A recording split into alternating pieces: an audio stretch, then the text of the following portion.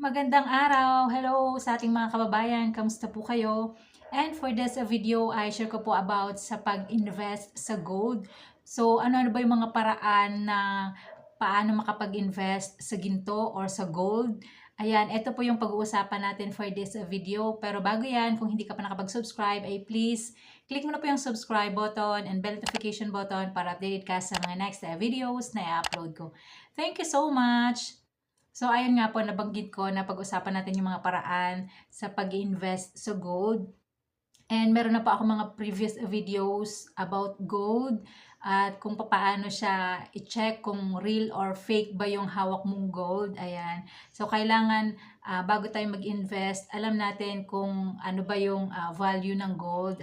Bukod sa alam natin na pataas ng pataas yung value ng gold compare sa mga price ng gold years ago. So ngayong taon talaga ay mas mataas na yung price ng gold sa market, sa global market or sa stock market. Ayan.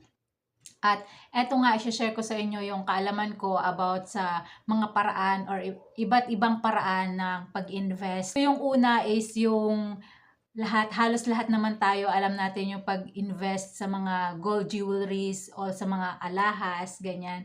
So, pwede tayong bumili sa mga jewelry store or sa mga gumagawa ng mga gold ng mga alahas. Ayan, yun yung first. At ayan, pwede rin tayong halimbawa, nagtatrabaho tayo or sa isang company, meron dyan, di ba, merong humahawak ng paluwagan tapos ang ipapasahod niya is gold. So, ayun, na-try nyo na din po ba yan? Kasi ako na-try ko din yan noong nagtatrabaho din ako sa Israel and nung before din na nagtatrabaho ako sa company dito sa Pilipinas. So, yun talaga yung para makaipon tayo ng gold, isang way is yung maghuhulog-hulog tayo para after nating mabayaran is gold or alahas na gold yung mapupunta sa atin.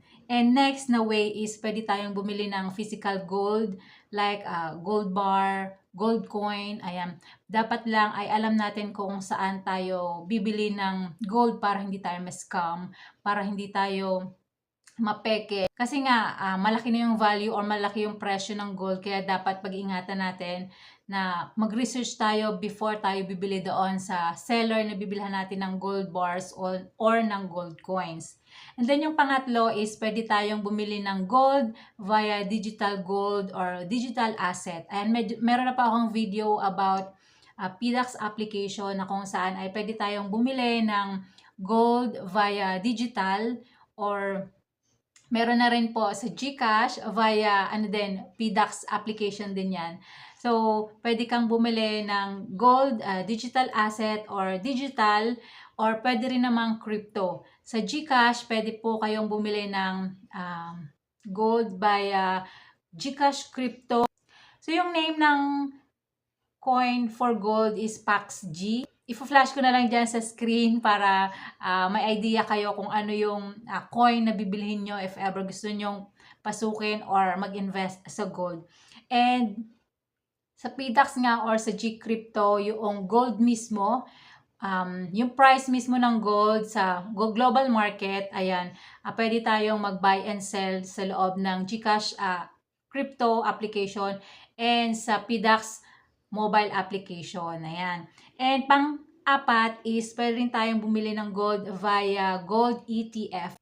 ETF means Exchange Traded Fund. Ayan. So, meron po yan sa global market. Meron akong video about GoTrade kung saan pwede tayong mag-invest sa US stock market. So, dyan meron pong gold ETF at pwede nyo pong panoorin yung video or mag-search po kayo about gold ETF, about GoTrade application. Ayan.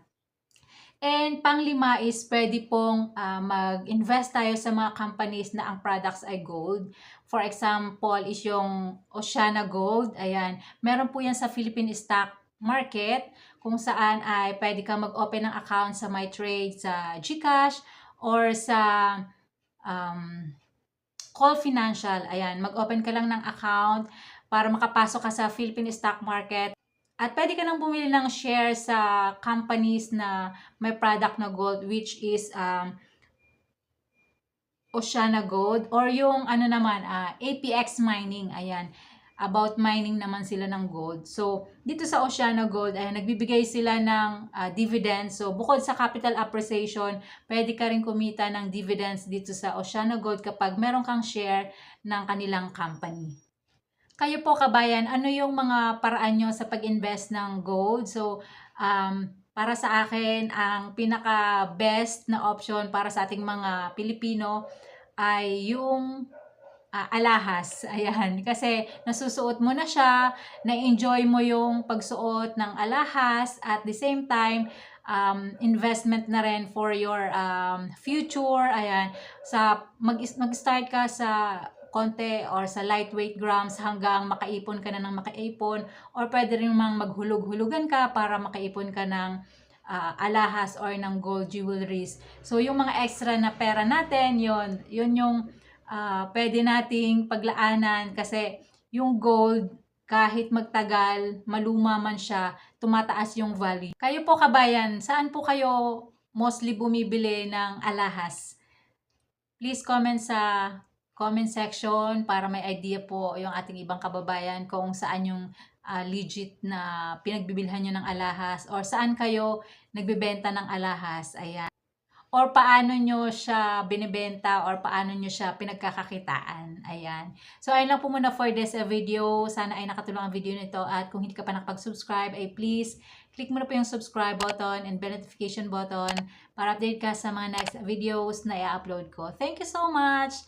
Happy gold investing! Bye!